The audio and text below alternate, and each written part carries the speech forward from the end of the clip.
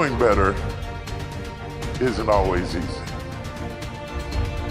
While it is impossible to do better if you don't know better, often we still know better than we do. But the problem is you just can't bring yourself to change course because of all the people that it would hurt for you to change. And how long will you make those people more important than your destiny? Well, the most important thing is self-esteem. The people that we read about, the people that we admire, the Elon Musks, the Steve Jobs, the Warren Buffetts, etc., all have one thing in common. They have extremely high self-esteem. The truth is, you will never win in life by being someone you are not. You cannot ever live the life of your dreams by settling for someone else's idea of what you should be doing with your life. You will never, ever be happy if you change who you are to fit in with others. Until you accept and embrace who you are destined to live a life at only a mere fraction of your potential. It is simply impossible to be genuinely happy when you are not genuinely yourself.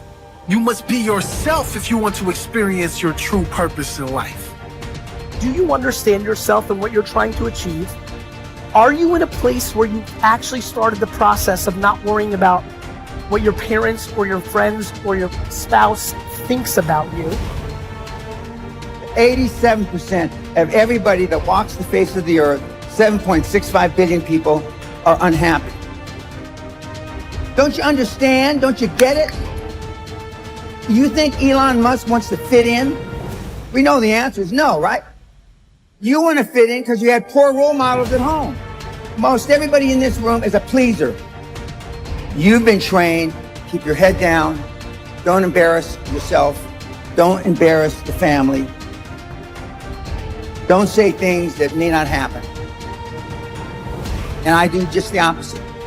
I tell you to set goals beyond your lifetime.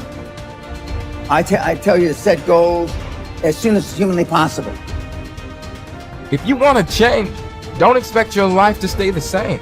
Expect it to get harder. Expect it to actually get really, really tough. Tougher than you can even imagine right now. And this is where you can move past the boundaries that used to hold you back. Used to hold you by the neck. Now you can move towards the fulfillment that's your future. And this, you see, this is where you can finally feel the satisfaction of your work. This is when you finally get to feel that success. Now is the time for you to step up, stand out, and become the person you need to become. Your future is in your hands, and this is what sets your life up to be worth the potential that you deserve. Your power is and always has been the thing that's going to take you towards the life that you have earned.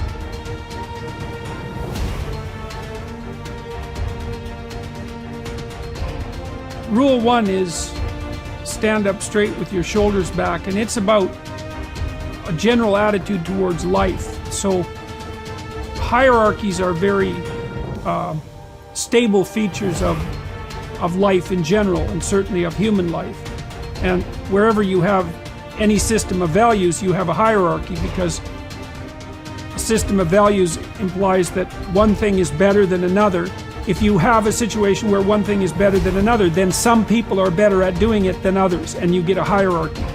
To stand up straight with your shoulders back is a literal injunction, but also a metaphorical injunction, because what you do when you stand up like that is you kind of expose the vulnerable surfaces of your body. It's an act of courage.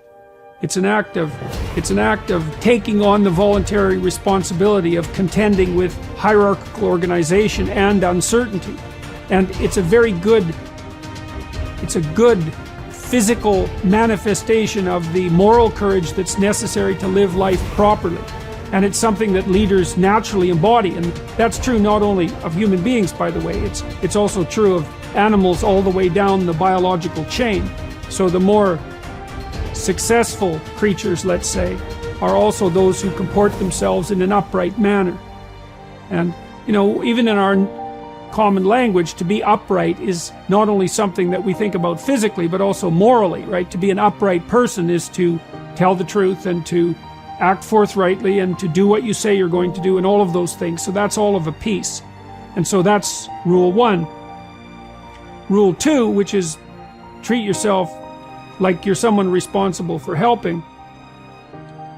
That's an extension of rule 1 in some sense. The idea would be that, you know, people are often ashamed and embarrassed and anxious because of their insufficiencies and failures and the incomplete nature of their characters and all the things they don't know and all of that. And so it's useful to develop and practice an ethic of detached self-regard.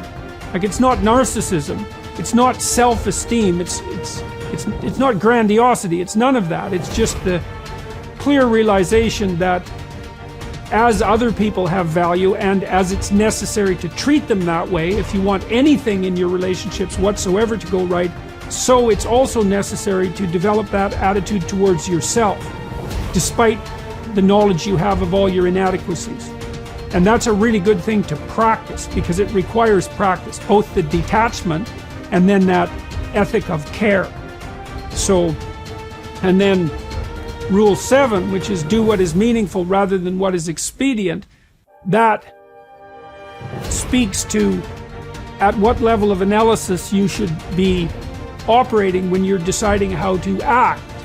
You want to act in accordance with your highest values. Now that means you have to figure out what those values are. If you act in accordance with your highest values, sometimes that makes your day-to-day operations difficult because you have to confront unpleasant truths. You have to discuss things that you'd rather avoid. It would be easier to act to decrease conflict in the moment. But it's a very bad medium to long-term strategy. You have to engage in a certain amount of conflict, moment to moment, if you're going to say and do the things that are necessary in order to set things right in the medium to long term and for an increasingly large number of people. And that's also another guide to leadership, I would say. Nobody's journey is seamless or smooth. We all stumble, we all have setbacks. If things go wrong, you hit a dead end, as you will. It's just life's way of saying, time to change course. So ask every failure. This is what I do. Every failure, every crisis, every difficult time, I say, what is this here to teach me?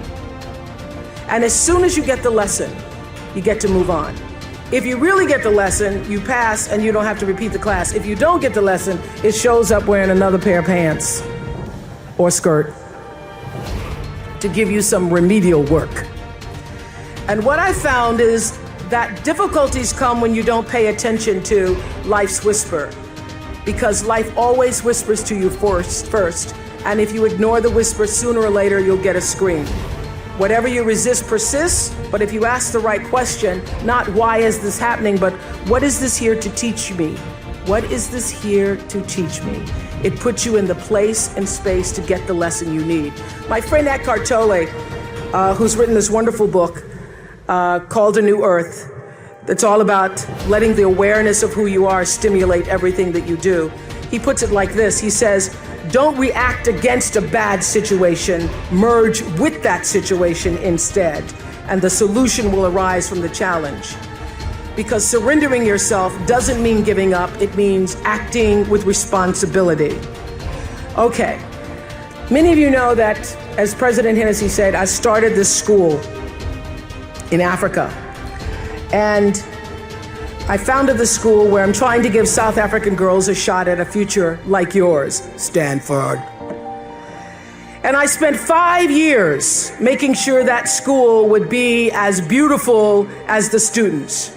I wanted every girl to feel her worth reflected in her surroundings. So I checked every blueprint,